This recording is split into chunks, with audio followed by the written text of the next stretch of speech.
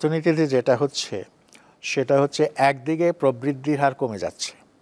এখন প্রবৃদ্ধির হার বেশি হওয়া বা যেটা যদি মানে যেটাকে বলে সন্তোষজনক মাত্রা যদি প্রবৃদ্ধি হয়, এটার অর্থ হচ্ছে অর্থনৈতিক কর্মকাণ্ড বাড়ছে, নতুন নতুন জিনিস, নতুন নতুন সেবা অর্থনীতির সৃষ্টি হচ্ছে।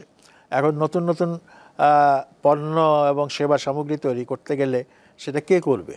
তো সেখানে তো একটা শ্রমশক্তি নিয়োগ হবে। আর এই শ্রমশক্তি যদি নিয়োগ হয় তাহলে মানুষের হাতে আয় আসবে।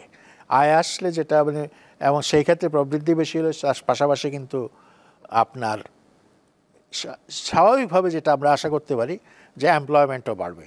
তবে কখনো কখনো এমন প্রবৃদ্ধি হয়, বিশেষ করে শেখ হাসিনার সময় যে প্রবৃদ্ধিটা হয়েছে, তারা বড় অঙ্কের প্রবৃদ্ধি দেখিয়েছে। বাংলাদেশে তারা বলছে যে এইটা একটা মধ্যম আয়ের দেশ হয়ে যাবে যেভাবে প্রবৃদ্ধি হচ্ছে ইত্যাদি। তো ওইটা যেটা হয়েছিল সেটা হলো জবলেস গ্রোথ, অর্থাৎ কর্মসংস্থান হচ্ছে না কিন্তু প্রবৃদ্ধি হচ্ছে। মানে এই একটা আয় কিছু লোকের হাতে পুঞ্জীভূত হচ্ছে, ফলে আপনার প্রবৃদ্ধির মাধ্যমে যে এমপ্লয়মেন্ট জেনারেশন সেই কাজটা কিন্তু হচ্ছে না, হয়নি।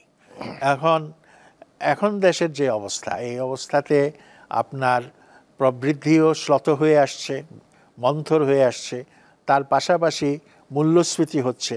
তার মানে আয়ের সুযোগ তৈরি হচ্ছে না, কিন্তু খরচ বেড়ে যাচ্ছে, জীবনযাত্রার ব্যয় বেড়ে যাচ্ছে।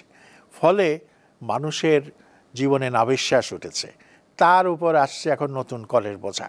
সব মিলিয়ে আমার মনে হয় কেন জানি আমরা পছন্দ করি, বা আমাদের যারা উপরতলার মানুষ আছেন তারা পছন্দ করে যে নিচুতলার মানুষগুলোই সমস্ত মূল্য দেখ, সমস্ত কষ্ট দুঃখ তারাই ভোগ করুক, অন্যদের এখানে কোনো দায় দায়িত্ব নাই, এরকম একটা অবস্থা।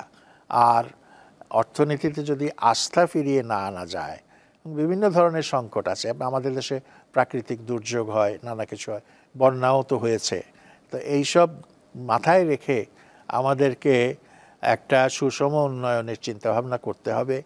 এবং আমি শেষবারের মতো আবারও বলবো, পরোক্ষ করের উপর নির্ভর না করে, ভ্যাটের উপর নির্ভর না করে আয়করের উপর নির্ভর করাটা হলে একদিকে আমরা সাম্য অর্জন করতে পারবো, আবার অন্যদিকে আমরা যেটাকে বলা যায় অর্থনীতিতে যে মানে অর্থের সংকট, সরকারের আয়ের সংকট, সেই সংকটও মোকাবেলা করা সম্ভব। এবং সেইটার জন্য একটা বড় উদ্যোগ দরকার, যে কোথায় কার কাছ থেকে আমি আয়কর আদায় করব এবং কীভাবে আদায় করব। তবে এটা নিঃসন্দেহে চোখ বুজে বলা যায়, আমাদের এখানে আয়কর আদায় করার মতো স্পেস এবং পরিসর এবং সুযোগ রয়েছে, এবং বহু লোক আছে যাদেরকে আয়করের জালের মধ্যে নিয়ে আসা যায়, কিন্তু তারা জালের বাইরে রয়ে গেছে। জি।